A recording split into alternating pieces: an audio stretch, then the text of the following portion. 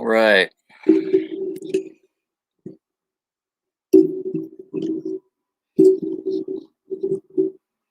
Hey guys, how's it going? Wanted to give you guys an update on a case that we have before the Texas Supreme Court and let you know where we are and what you can do to help and why it's important. Hey, Mr. Lunatic, how you doing? Uh, so there is a case. It's called Ferguson v. Department of Public Safety. And while I've been interested in this case for a long time, I've had the opportunity. And by the way, those of you that are watching this live, if you have questions, just hold on to them because I'm not going to be able to see them until I finish kind of my monologue here, and then I'll transition over to the chat so that I can answer your questions. But we have a case before the Texas Department of Public or the Texas Supreme Court. It's Ferguson v. Department of Public Safety. And let me just give you the history of it really quick. There's also, if you want to hear a video, you can go to John Filax's page. It's John John Filax Filax. I think that's how you spell his, or say his last name. And he did an interview with Todd Ferguson, who is the plaintiff in this case. But quick history, and then I'll get into legal discussions. But before even all of that, if you don't want to listen to all this stuff, but you know, you're like, hey, if CJ says you need help, we're gonna help. We need help raising money to get a new attorney. If you want to know why we need to do that, you're gonna have to listen to the rest of this video because I want to make sure I explain it to everybody. But there is a link in the description of this video on how you can help donate. And honestly, time is of the essence. We need to raise this money as fast as we possibly can because the Texas Supreme Court is going to hear this case any day. We really don't know when it's going to happen. And so rewind a few years back to, and can everybody hear me fine? Make sure everybody can hear me first before I get into the nuts and bolts. Otherwise, I'm just talking to myself. I think everyone can, or they would have said something. So rewind to 2018. Everyone knows about Olmos Park by now. You know my personal story. But the reason that I got involved was because of all these other issues that we're now dealing with.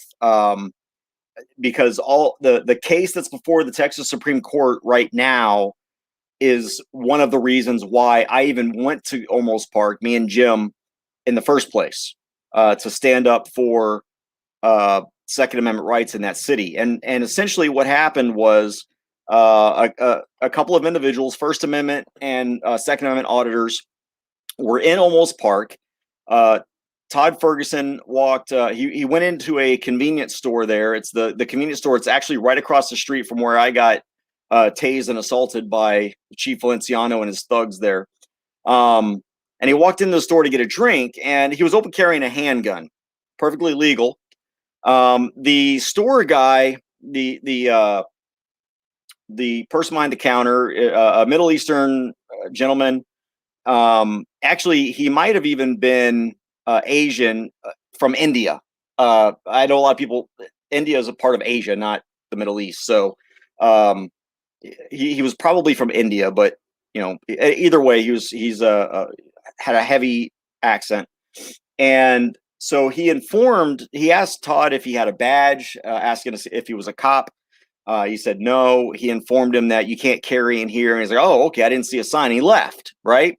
So he left. He's looking for the sign. He sees the sign. There is a sign there that's a 30-07, no open carry, but it's behind a trash can. That's why he didn't see it. And he's like, oh, okay, crap. Well, so he takes his shirt and he covers up his gun and he goes back in to use the restroom and get a drink.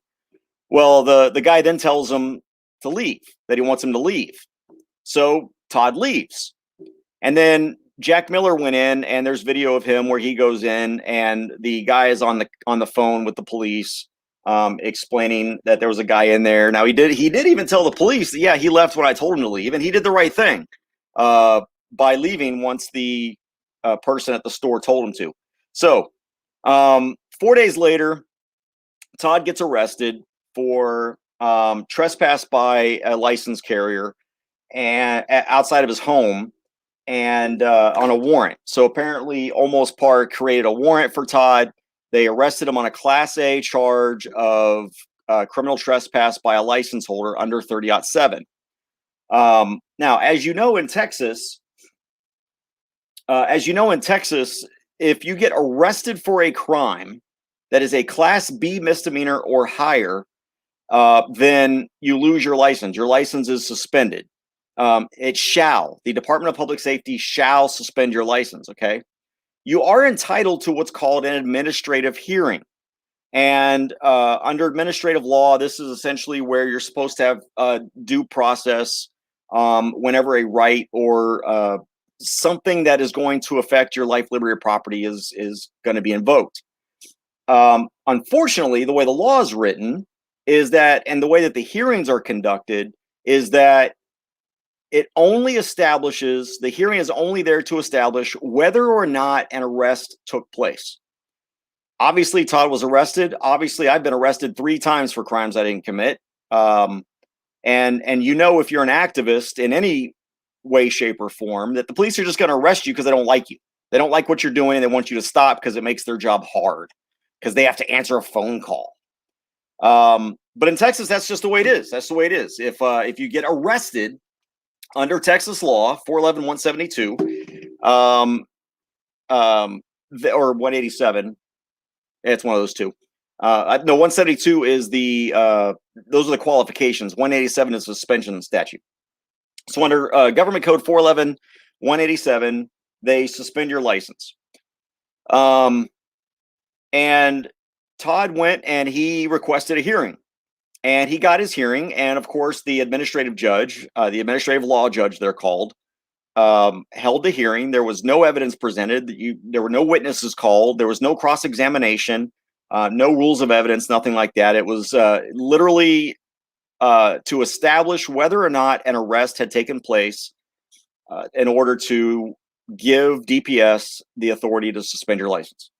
Yes, the judge found it did. Well, at that point, you are allowed to appeal to the county judge, which puts the case out of the realm of administrative law and into the realm of civil law. And that's where you can argue the merits of the case. You can argue the constitutionality. The ALJ doesn't care. The administrative law judge generally doesn't care what the constitutional aspects of it are. He is there to administer the law, whether or not it's good or bad. And so he went to the court. Obviously, the county court found, just like the administrative law judge, that, hey, look, this is the law. It doesn't matter that there doesn't have to be a probable cause hearing. They don't have to prove that the charges are real. The law says if you've been arrested, until those charges are adjudicated and either thrown out or you're acquitted or even found guilty, you've lost your license. Okay, it's suspended. So Todd appealed. He went to the Court of Appeals. The Court of Appeals upheld the county court because, again, hey, look, this is what the law says. Okay. At the appellate court level, of course, it was challenged on due process grounds whether or not this law was constitutional, because there was no due process prior to the suspension of a fundamental right, which is a right protected under Article 13 of the Texas Constitution. 23 of the Texas Constitution and the Second Amendment of the federal Constitution, and really just our basic human right to self-defense. So it doesn't matter what pieces of paper say that were written by old white people. I thought I'd throw that in there. So the appellate court ruled with the county court and essentially upheld the suspension because, hey, look, that's what the law says. We don't think it's a problem, and that's when I came into it, and that's where Open Carry Texas came into it. Todd at the time had attorney Millie Thompson, who was a great civil rights attorney. She does a lot of pro bono work, and she's just a really good attorney. She does a lot for activists. I've used her at least on 2 occasions. A lot of the activists do. So last summer, when I was doing my internship between my first and second year of law school, I asked Millie if I could work for her, and knowing that she's a largely pro bono attorney, I said, look, you don't have to pay me. just let me work under you. I'd like to learn the ropes because this is the kind of law I'm going to go into. I'm going to do exactly what she's doing, which is protect the rights of people, protect the rights of citizens, protect the rights of those who can't afford to defend their rights. And that's what she does. And that's what I want to do. So I had the privilege and the honor of working for Millie last summer. And the first, of course, as you remember, this is when the COVID thing took over and everything was stupid and the courts were closed and all the office buildings were closed. And so I ended up largely having to work from my home and telecommuting essentially. And so she says, "Hey, CJ, I've got this appeals case that we'd like to go to the Supreme Court on, the Texas Supreme Court. Are you willing, or do you want to write the draft for this?"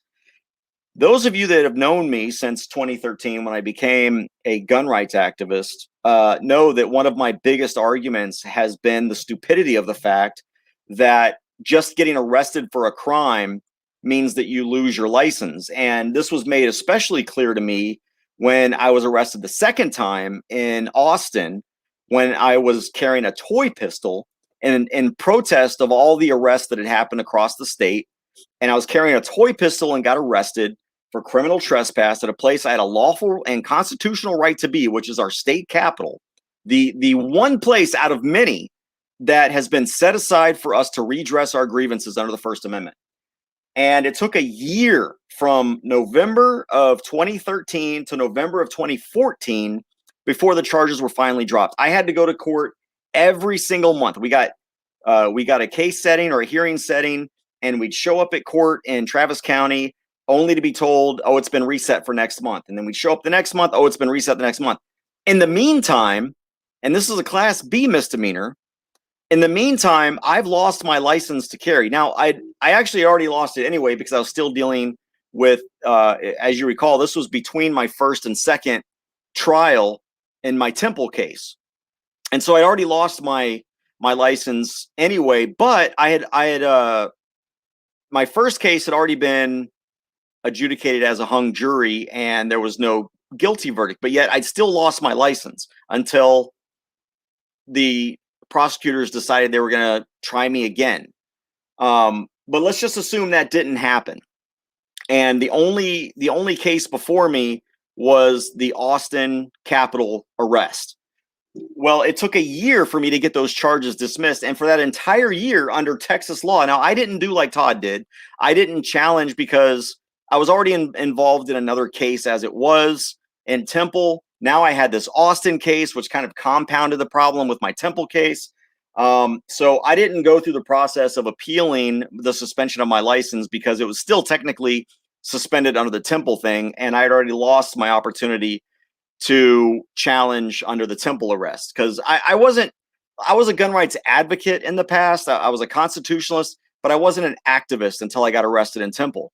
And so I didn't really know all of the laws of Texas as well as I do right now. I mean, I could tell you anything about Texas gun laws now, but before I could just tell you the basics of kind of when and where I can carry. I couldn't tell you what 3802 is. I couldn't tell you what 46.035 meant. And I couldn't tell you what 411.172 was or local government code 229.001. I didn't know what any of that stuff was. I do now. I know whether it's the Texas Alcoholic Beverage Code, whether it's the government code, the local government code, the penal code. I know the law inside and out. So anyway, I did not challenge it. Todd did. But I would have lost my license for absolutely no reason. And in Texas, you cannot carry a handgun on your person outside of your vehicle or your private property unless you have a license. And so because of that, hang on one second here. Let me get this up. Because I didn't really pay too much attention to that. Well, for that year, from November of 13 to November of 14, when they finally dropped the charges against me in Travis County, I had no right to keep and bear arms. And I had no due process at all. Just the fact that I was falsely arrested because the cops didn't like the fact that they told me to do something I had no legal obligation to do. And knowing I had no legal obligation to do that, I refused to do it. So they arrested me and created this false charge of criminal trespassing. All right. So I have all since that day. That's when I realized and started paying attention and wanted to change the law about just getting arrested. And it was the 20 and in 2013 uh, was the first legislative session where I was an activist, but we didn't even start Open Carry Texas until June officially, and really April was the first big rally because I was arrested in March. And as you know, the legislative session by April and May is pretty much over with. And so I didn't really get involved too much. As a matter of fact, there was, I think it was 711, House Bill 711, I believe, was the House bill. I might be wrong on that. Or 411, but that was the open carry bill way back then that the NRA refused to do anything about, which is why in 2013 we didn't get it. And then 2015 was my first legislative session as an activist, and this was one of the things I wanted to change, was the fact that it's wrong, it's unconstitutional that law enforcement is able to arrest you for no crime whatsoever, or even a crime. But they're able to arrest you, and just based off of an officer getting his diapers in a bunch and being offended that you stood up to him, you lose your right to keep and bear arms in Texas. Now, first of all, we shouldn't need a license, okay? Let's just get that out of the way. I know that you should not need a license, but we do. That's just the way it is. And so what Texas has done by relegating our Second Amendment protected right to keep and bear arms to having to obtain a license to carry, what the state has done, and it's a shall issue license. And because it's a shall issue license, the state has created what in legal theory is called a property interest. But there's also a liberty interest. And so, and these are important terms in the legal field, but I'm not going to bore you with all that kind of stuff. But they have created a property interest in that license, right? Because you cannot exercise your right, to keep and bear arms unless you obtain that state license. Well, so now fast forward to where we are, and Todd has now been falsely arrested because the law is very clear, obviously, that the signs have to be posted in a certain way. They have to be unobstructed. And he was asked to leave, and he left once he was made aware of the signs. So there's no crime, in my opinion, there's no crime that has been created. However, Olmos Park realizes that they've lost time and time and time again, and they refuse to drop Todd's charges. Now, here we are going on. Actually, I think we're already, because this was, we're past the 3-year mark. Todd has been without his license to carry for 3 years this month. That's when he ended up with this issue, which is what caused me and Open Carry Texas and others to get involved and go to Olmos Park to protest the way that they're treating gun owners. And what's interesting about this is, of all the cases that I've found when I was researching how to write this petition to the Supreme Court, the Texas Supreme Court, is there was one case that I was able to find where a guy had been arrested, and it took 4 years before the charges were dropped. So this guy was without a license for, well, and it didn't actually, I don't think he had a license, because that wasn't my argument. What we were using is that case as an argument that, look, if this guy had a license, look, it took 4 years for them to drop these charges. And it was because of lack of evidence. He didn't do what they had said he'd done. Well, now we've got Todd, and I believe he's now the second longest. If this takes a whole nother year, he will now have been the longest that I could find under Texas jurisprudence, where a person was charged with a misdemeanor crime and it took longer than 4 years. So Todd is nipping at the heels already of that record of being under suspicion of a crime for an extended period of time. So he's already at 3 years and has not had his day in court. Now, Millie got elected to serve as a judge in Hays County, which is great. Okay, now guess what? She ran as a Democrat, and I endorsed her because she is pro-liberty. Okay, and it was a Democrat position. It's kind of like in many districts, you have to, if you don't run as a Republican in some districts, you're just not going to win. Doesn't matter how good or bad you are. It can be the best Democrat and the worst Republican. It doesn't matter. It's a Republican or a Democrat district. And if you don't run as that party, whatever the leading party is, you're not going to win. Now, I'm not saying that she's not a Democrat. I'm just saying that I know after working with her and with her for so long, that she is a constitutionalist, regardless of whether she's got a D or an R or an I or an L after her name. Okay, so she's now a Hays County judge, which is great because I know that in her court, people's rights are being protected. All right, so going back to the Todd thing, there were only 2 other cases I can find where this provision of Texas law that 2 license holders had sued to challenge the fact that their license were suspended. But they were just challenging the fact that, hey, this is wrong. My license was suspended. And they did not, they took it to the Court of Appeals. They lost it, didn't go any further. Okay, so I found 2 appellate cases, just 2. And as a matter of fact, in one case, the judge at the county level and found exactly the way we're arguing, that the law is a violation of due process. Okay. And the appellate court overturned that. Look, this is what the law is.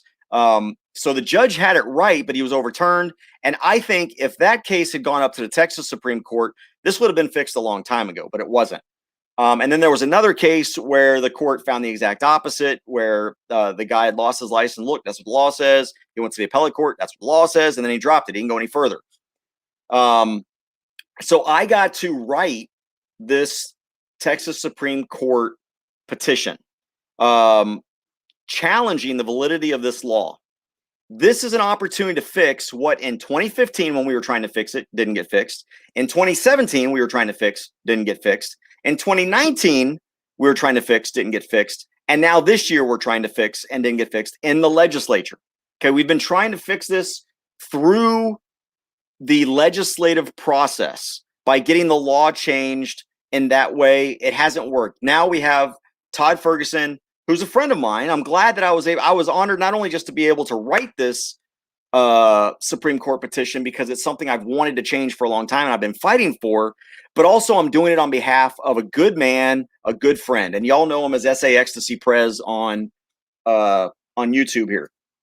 So we filed the brief, okay, and we're filing it on due process grounds, that it's a violation of Todd's due process, that he had a constitutionally protected fundamental right taken from him without a fair and meaningful hearing on the merits.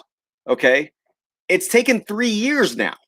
It would be one thing if you were charged with a crime and you were able to, to go to court quickly, but we're talking about 3 years right now that Todd has not been able to carry on a Texas license. Here's the funny thing, and this is what I did as well, because as you know, oh, good golly, I see the I see that the peanut gallery has arrived. All right, and he'll talk smack, but he won't give you any facts. So Vincent Amnela Veritas. It's funny that he has something about truth in his name and he isn't spouting anything about truth. So the substantive due process and the procedural due process was not given to Todd in this case, and we are arguing that before the court. You can find in the link to below in the description, I put a link to the Supreme Court case docket. You can read all of the briefs. You can read all of the motions that have been filed so far to this point. You can read the petition to the Supreme Court and all the case law that's involved there, because there's a lot of good stuff in there. Sometimes a little bit dry because unfortunately what wasn't preserved at the trial level, and we're not sure exactly why this is, but the Second Amendment argument as a violation of the Second Amendment was not really argued and preserved at the trial level. The entire time, the argument was essentially on the due process violations, on the way that the hearing is conducted, and the fact that there's no access to a fair and meaningful hearing. So Because Millie got elected as a judge in Hayes County, she was required, and we've been waiting on. We filed our brief, I think, in August of last year, and the Supreme Court pretty quickly accepted it. Which, by the way, the brief that I wrote was accepted to the Supreme Court on first draft. Now, granted, I had taken a few weeks to draft the petition, but it usually the court clerk will kick it back because something is wrong. But I meticulously made sure that every single detail that the court required, and that every single footnote, and that every single citation, the formatting, everything was exactly the way the court was supposed to or what wanted a petition to be, so that it got accepted on the first shot. Now that's not bad for a law student, if I do say so myself. There's not much that I feel good about that I've done in my past, but that's one of those things. And then not only that, after they'd accepted it, that's the first hurdle. The second hurdle is that they care enough about the merits of the petition that they demanded that DPS file a reply brief. So DPS files a reply brief. It's crap, in my opinion. Their entire argument is essentially, look, this is the law. That's what the law says, but they completely ignore the due process violations. And that's one of the things also that the court does. There's a case called Matthews v. Eldridge that talks about what's required for due process. And the lower court didn't even apply any of the tests that the Supreme Court laid out for issues on due process violations, on whether or not someone's due process rights under the 14th Amendment were violated, and the Fifth Amendment. And so DPS submits its reply brief. Then we wait. That's when I found out.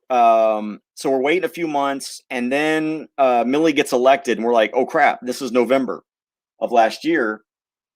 And we realized pretty quickly that if we don't get a hearing before December 31st, she's going to have to recuse herself from the case. She's going to have to step down and end her representation.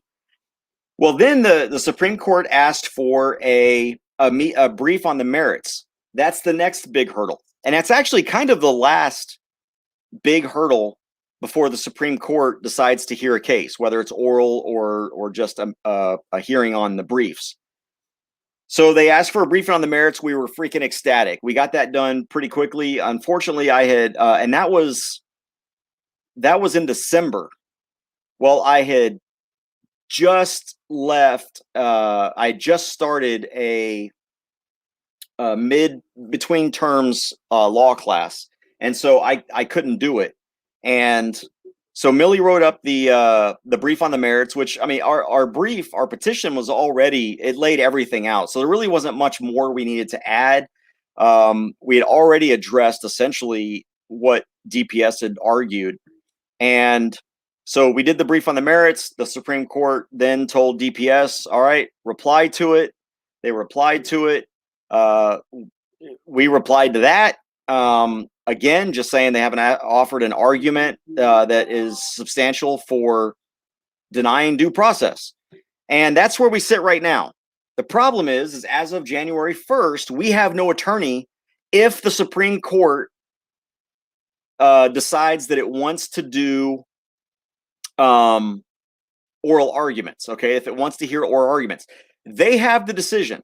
They can take the case just on the briefs, or they can and we've asked for oral arguments. We would like to go there and really hammer out the issues that generally aren't hammered out, because you've got to be very specific in your briefs. But when you're doing oral arguments, you can go a little bit outside of that and touch on some other things that maybe the judges have questions about that might not be included in your brief. In other words, like, what is the as applied problem? What is it overly broad, or do we need to rule on this on an as applied basis? So maybe the law is constitutional, but it's on the wide setting, but it's not constitutional as applied in this particular case. And so hopefully we get oral arguments, but to do that, we need a new attorney. Now that I've said all this, I've been on for 30 minutes telling you the backstory and how we got to where we are today. Here's the sell. The sell is we need to hire an attorney. It is incredibly difficult to find an attorney that will take a case that's already been adjudicated all the way up to the level that it's on, where the briefs have already been filed. Now, if we were at the stage where we needed to file a brief to the Supreme Court, it would have been so much easier, because then the attorney that we brought on and the attorneys that were willing to do it, but see, they're going to have to brief another attorney's case. And a lot of attorneys don't like to do that, because if they go there and potentially screw it up, there might be some liability there. They might not be as familiar with what went into writing it. Maybe they had a different idea of how it should have been written. Like, okay, this was a good brief, but I would have just done it a little bit differently. So it's very hard to find an attorney, one, that'll take a case that's already been briefed to begin with. And so we did find an attorney, and that attorney wants a $10,000 retainer, which this is a very good attorney. He's the only attorney that would take this is a $500 an hour attorney, and he's willing to do it for $400 an hour. That's still a lot of money. But we need to raise that money. And so in the description is our Give, Send, Go link. Please, if you can donate, I don't care if it's $1. Okay. If we can get freaking 10,000 people to donate $1, we're good. Now, the reason it says 11,000 on the thing is because that takes care of all the fees. So after all the fees from the processor and the money people and getting the money out of Give, Send, Go and the payment processor, it'll leave us with about $10,000, and that's what we need for the retainer. Here's the thing: we need to raise that money as quickly as possible, because literally any day, and I mean that sincerely, literally any day, the Supreme Court can schedule oral arguments. Now, generally, we're still going to have about a 30-day grace period, or at least a couple of weeks before the oral arguments happen. But the quicker I can raise the money, and the quicker we can get this to the attorney, we can breathe a sigh of relief. Because I guarantee you, if the attorney that we have takes the case, we're going to win. Okay, we are going to win. If you can't donate $1 for some reason, if you can't donate 10, 150, whatever it is, then please share this information anywhere you can share it. If you've got an email list, share it on your email list. If you've got a Discord server, save it on your Discord server. If you've got Facebook, Twitter, Instagram, Parler, Freedom Lake, whatever you've got, Gab, MeWe, share the link to the fundraiser. And the quicker we can raise this money, just the better. I'm here in law school. I would argue this case myself before the Texas Supreme Court. I don't think they'd let me, because I'm not a barred attorney yet. Who knows? Maybe I could probably get an exception. I don't know. I could probably not as a pro se, but as a representative that's not paid by Todd. But I'm not in Texas able to argue that. Otherwise, I'd try. I'd fight that fight, and I'd argue it myself, because I know this case inside and out. But we need to raise this money. We need to raise this 10 grand to hire this attorney quickly, so we can get the attorney spun up and get him ready to go. Now, let's say that, because I've already raised, let me see what we're up to right now. My other screen here. I think we raised like $600 or something.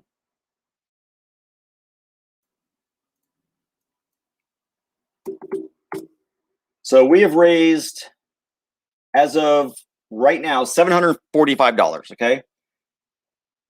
Any money, if the Supreme Court says that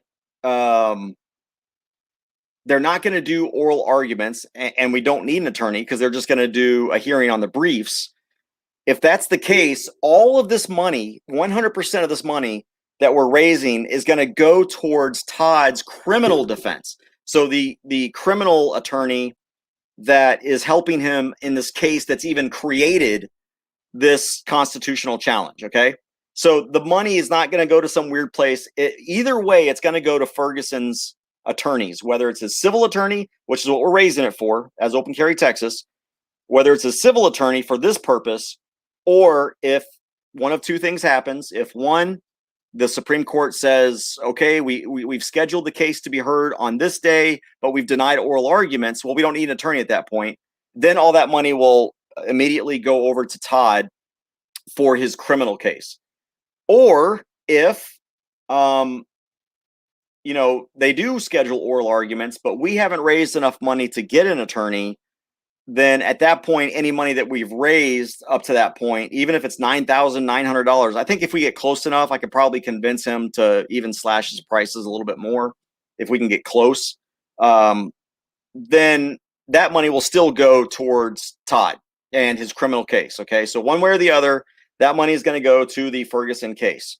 And that's what I need your help with.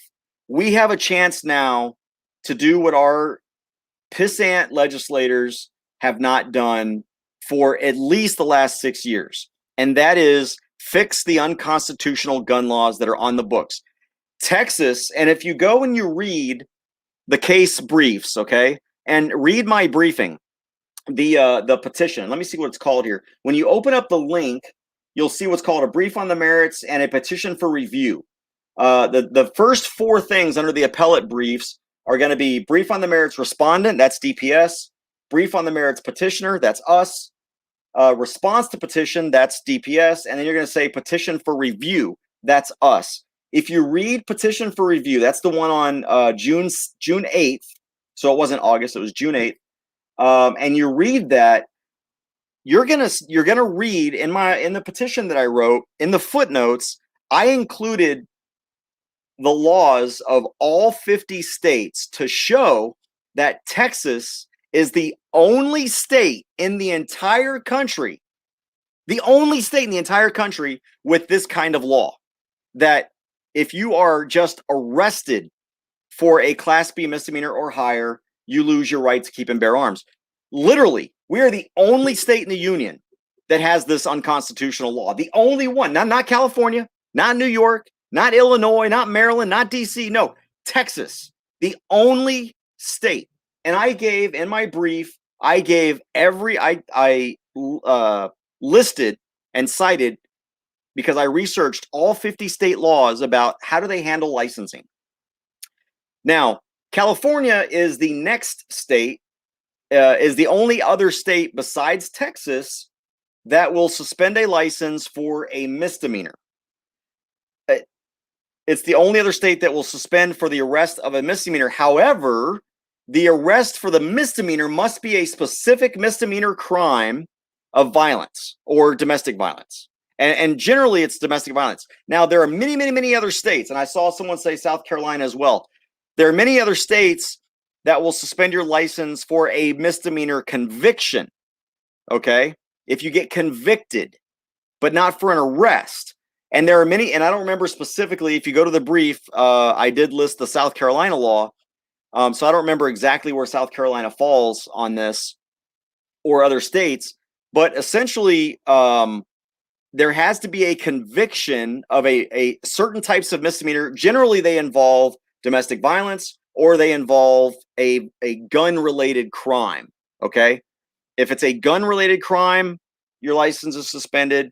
If it's a domestic violence, your license is suspended. That's what the vast majority of the states do, and that's based on a conviction. California is the only state that will suspend on an arrest. Now, I'm talking about misdemeanors here, okay, not felonies. If you get arrested for a felony, it doesn't matter. All 50 states, you're going to lose a license if you have one. But in California, it's only limited to certain misdemeanors that would make you ineligible. Okay. There is a bill that's been filed. If you go to opencarrytexas.org, click on that bill tracking link that's at the top of the page. And there is a bill that would get rid of a lot of these unconstitutional exceptions to when you can have a license, that would actually make us a better state with regards to, essentially what it says is, as long as you can legally own and possess a firearm, then you qualify for a license, which means it gets rid of this unconstitutional, if you haven't paid your income taxes, if you haven't, well, we don't have income taxes. If you're behind on your taxes or you're behind on your child support in Texas, you lose your license. If you get arrested for a Class B misdemeanor, you lose your license. And what's interesting is in my brief, I listed several absurd misdemeanors that we have in the state. Do you know in Texas, if you own more than 6 dildos, that's a crime because you can be charged with trafficking and obscene materials? Yeah. So if you own 6 dildos, that's a crime. If you fail to vaccinate your pets twice within a year, that is a misdemeanor crime. If you litter more than 5 pounds of litter, and of course you're convicted of it, that's a misdemeanor crime. Graffiti is a misdemeanor crime.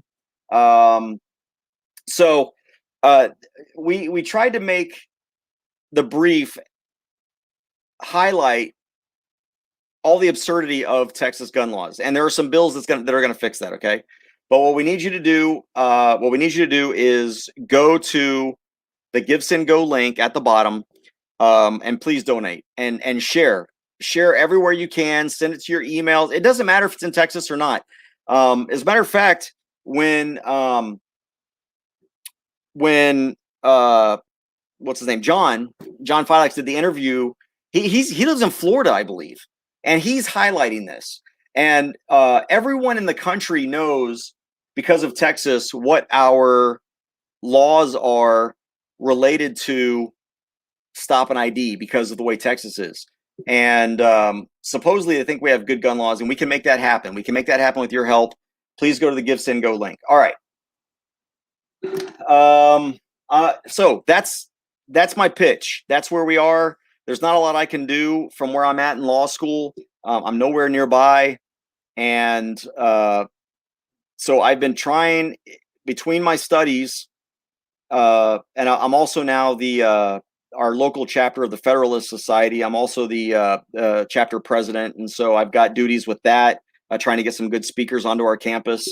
As a matter of fact, I've got James Dwayne is going to be one of our speakers here coming up. He, you might remember his video that, and I highly recommend you read this book. It's not very thick. It's about $10 on Amazon. It's free if you have a Kindle, or it's like 99 cents if you have a Kindle. But he's got that viral video on YouTube. It says, "Don't talk to the cops." You've probably seen that. He's a professor out at, I can't remember where it probably says on here where he's a professor. Regent Law School. And so I'm bringing him out. Anyway, long story short, with law school, with doing my Federalist Society duties, as well as all the other stuff we've got going on, I'm also trying to coordinate this attorney thing.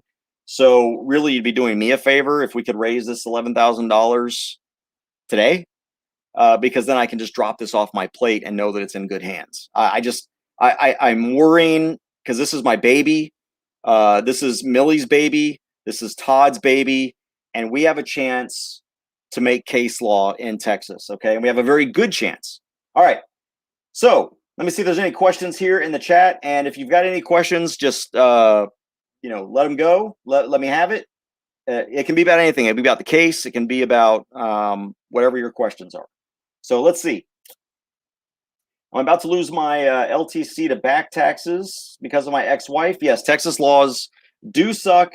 But 123 Senior, I can tell you that there is a bill that has a really good chance of passing that will get rid of that requirement or that exception. So hopefully that thing passes. If you want to know what bill number that is, go to opencarrytexas.org, click on the bill tracking link, and go down there and look for it. You'll find it.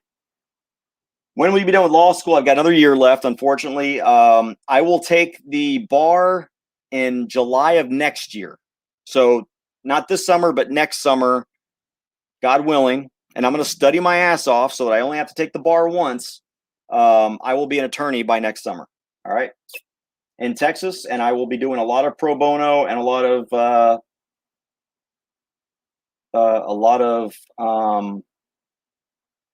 this kind of work, civil rights type work.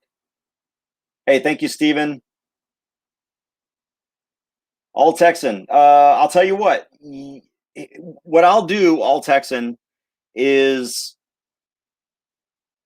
so all of we've kind of got two things going on right now. So I'm just going to ask you this question. If that's what you want, I can move your donation over each month. But we are also the donations, 100% of the money that I'm getting through Open Carry Texas, not the Gifts and Go, but through Open Carry Texas, the PayPal, that's all going to our legislative efforts. That's all going to paying for gas to get to Austin. Once the hearings start, sorry about that. I don't know who this number is that keeps calling me. I think it's a spam. And so all of that money is going towards our legislative. So it would take away from our legislative fund. If that's what you want, that's fine. I'll do that. Just let me know. Okay. Just let me know. But we kind of need two funding streams at this point. We need the attorney and we need that. Hey, thank you, sir. Yeah. All right. So yeah, and I know you guys miss my videos, and I miss doing my videos. I miss doing activism stuff.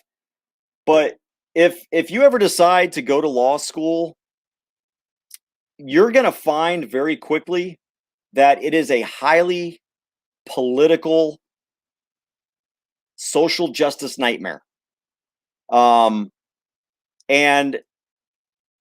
it's so regulated that the slightest I can't afford to have any issues, which is why I haven't done any activism, because I can't really afford, I don't mean monetarily, I mean I can't afford to face a committee and explain, even if it's a bogus arrest that gets thrown out. If I even get a traffic ticket, I have to report it to the university, and this is every law school, and I'm going to have to explain it to the bar when I have my bar hearing, every time I've been arrested, all that kind of stuff. And so I am intentionally not doing activism, and I know I'm not doing a lot of videos because I need to focus on law school, because if I get kicked out of law school, it doesn't matter. All this has been for nothing. And so I'm making the sacrifice of activism while I'm in law school so that I can become an activist lawyer and fight it that way. But if I can't become a lawyer, this is all for nothing. And so, believe me, I miss making videos. I miss going out there and challenging the system and standing up for people and arguing and all that kind of stuff. But I'm going to be arguing in a courtroom here pretty soon. All right. Let me see if there were any other questions. Yeah, 2021 will be the year that gun rights are systematically dismantled. You know, it's funny because what happens this year is probably going to affect my firm, because I'm going into business for myself. I'm not going to work for any other firm. I'm going to work for myself. And so when I become an attorney, I have a feeling I'm going to have a lot of work cut out for me, because I'm going to be challenging Biden's gun laws. All right, Amtank. I'm not sure what you mean. Excuse me. I'm not sure what you mean by a Barker hearing. Either I haven't covered that yet in law school, or it's the reference isn't cueing something in my head yet.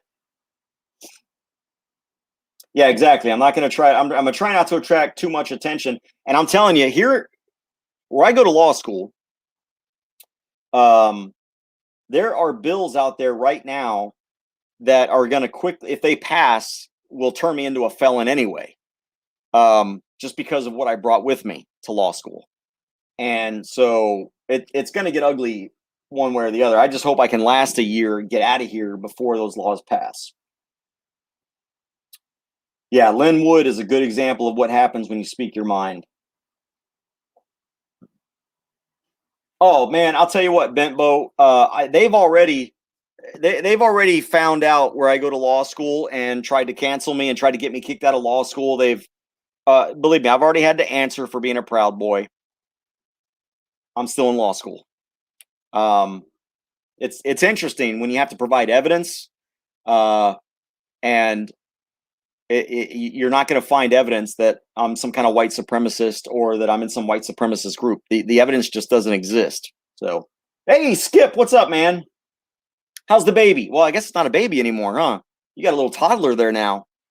I need to see you need to text me a picture of your toddler. I need to see what your babies are like. Actually, send me a picture of your whole family, Skip. News Now Houston, what's up, man? What's up? What's up? Hey, I need you to spread the word too, brother, about this fundraiser so we can get Todd's case going. 7 months old. Why did I think your baby was older than that? Oh wait, is that your second? Skip, is your 7-month-old your second baby?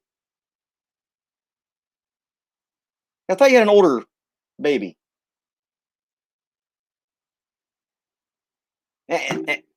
I'll tell you, time is just flying in law school. It feels like it's only been a few months, but I've been in law school. I'm about to finish my second year of law school.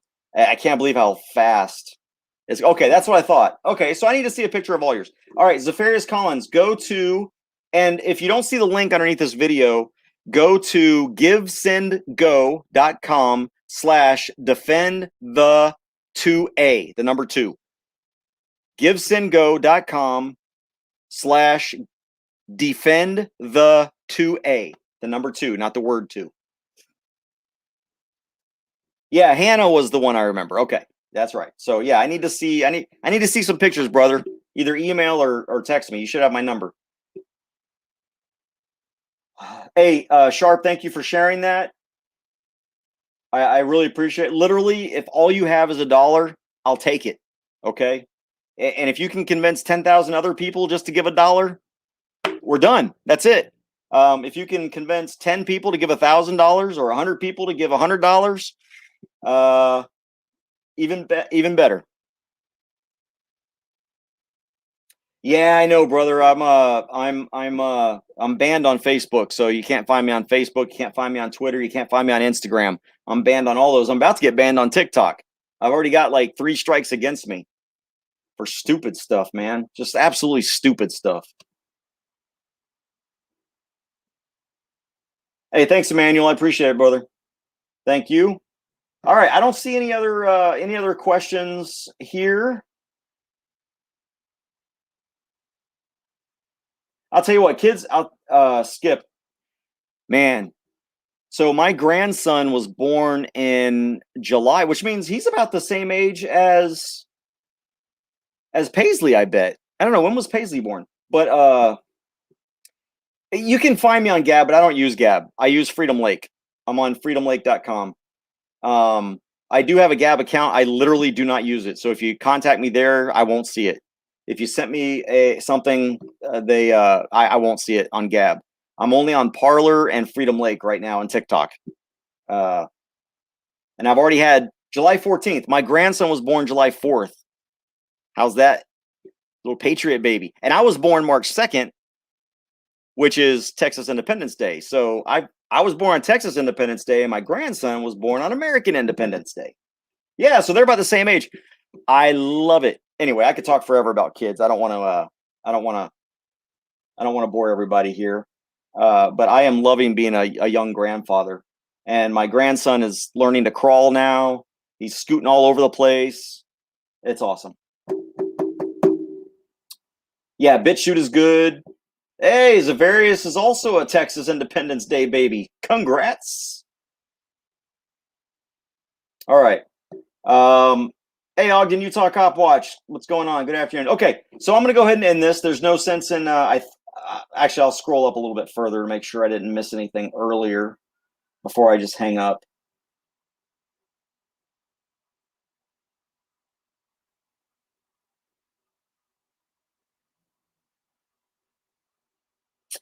I'm not seeing anything. Rachel Menard, I appreciate that. I don't think I'm very charismatic, but I'm passionate. I don't know about charismatic, but Rachel, I appreciate the compliment. I do. Most people call me an asshole. I mean, I've already gotten several complaints at the school from liberals who don't like the fact that I speak my mind. So, hey, thank you, Zafarius, for saying that. I appreciate it. Okay. So I think I got everything. I think I answered all the questions or anything that was kind of directed at me.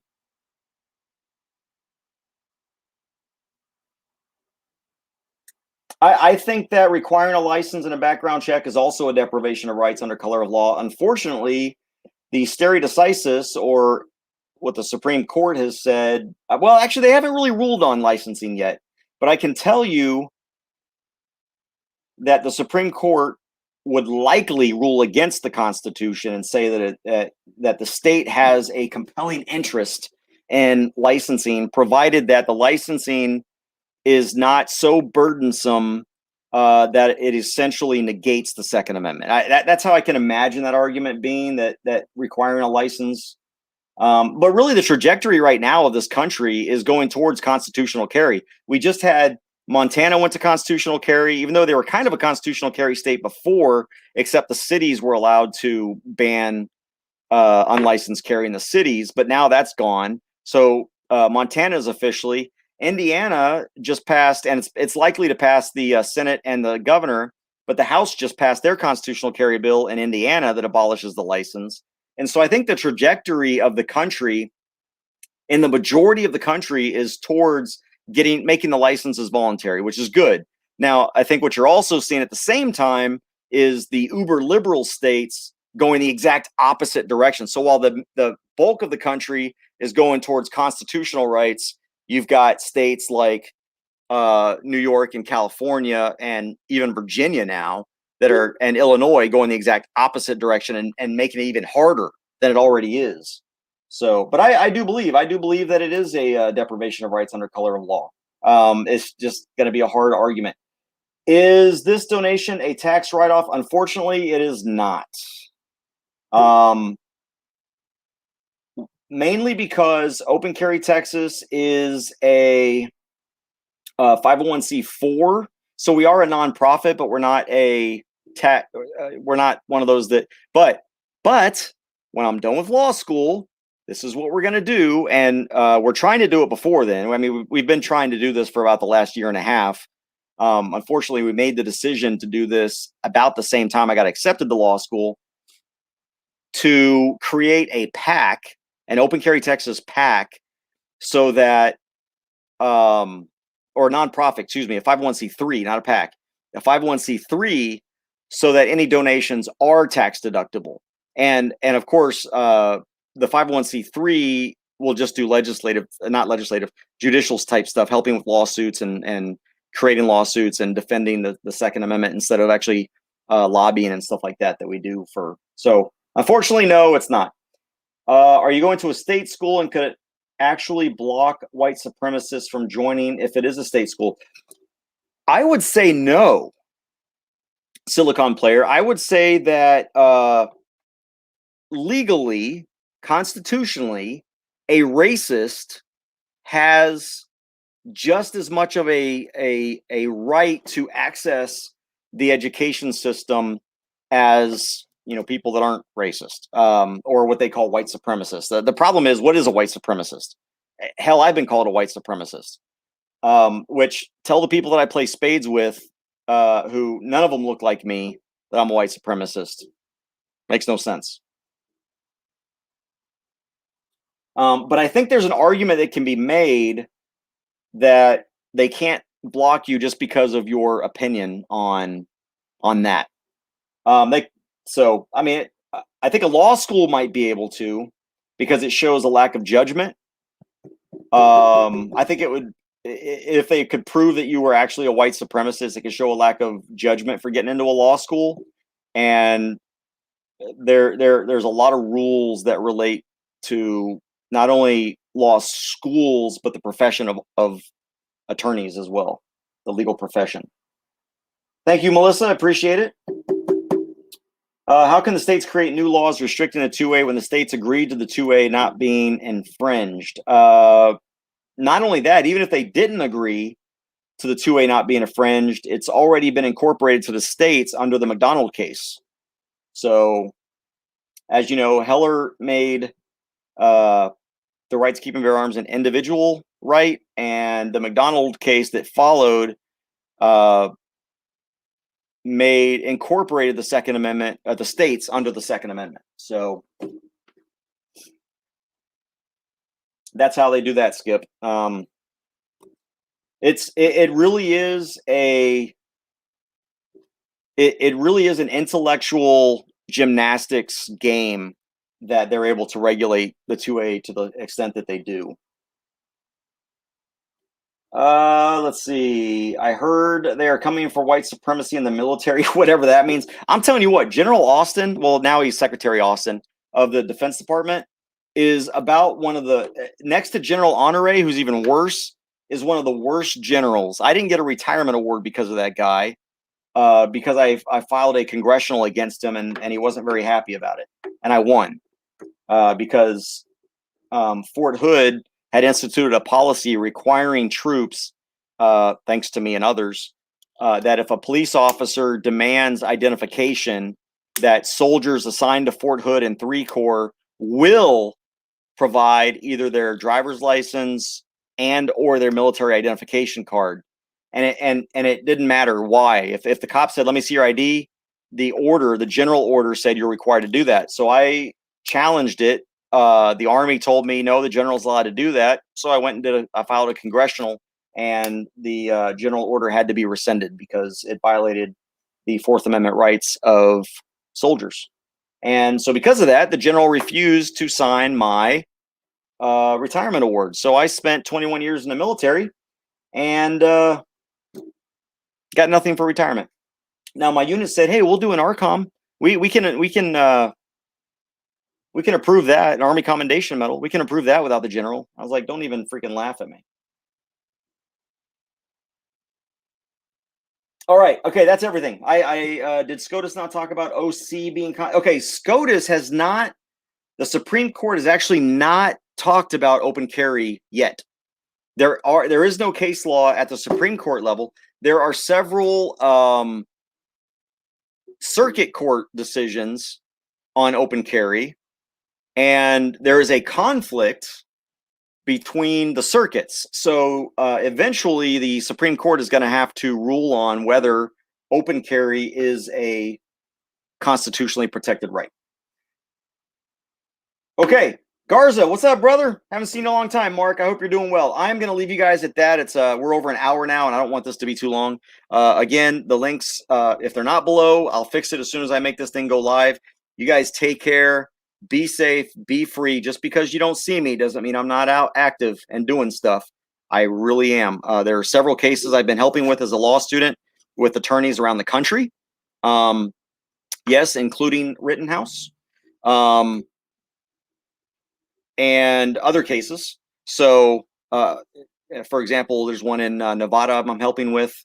And anyway, so I've offered my expertise, at least my research skills, which is pretty much all I can do.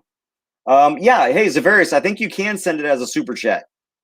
And as a matter of fact, any money I raise from super chat, I will donate. And any money I have right now, I haven't even looked. I don't look at my super chat until I need to raise money for something.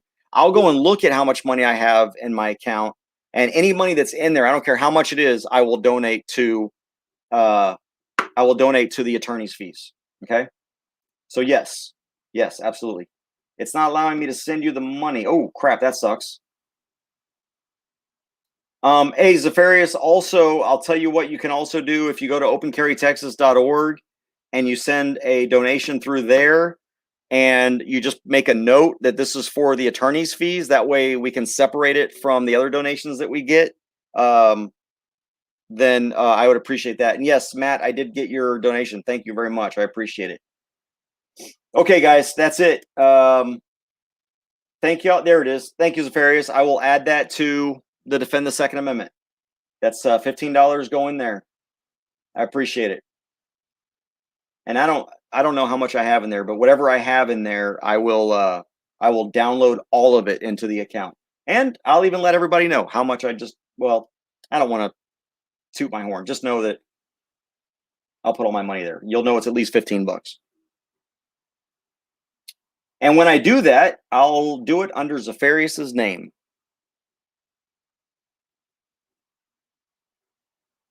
I'll do it in his honor. Okay, Skip, gotcha. All right, guys, I'm really going to hang up this time. Y'all take care. Be safe. Be free. Be free. Free. Don't let people tell you got to wear a mask if you don't want to. Obviously, if you want to, do it. If it makes sense, do it. Don't tell people you have to take a vaccine, but if you feel like you have to, do it. But be free. Be free. Don't let the state tell you what to do. You are in charge of your life. You are not a slave, and you are not a product of the state. You are a free individual. Stay that way.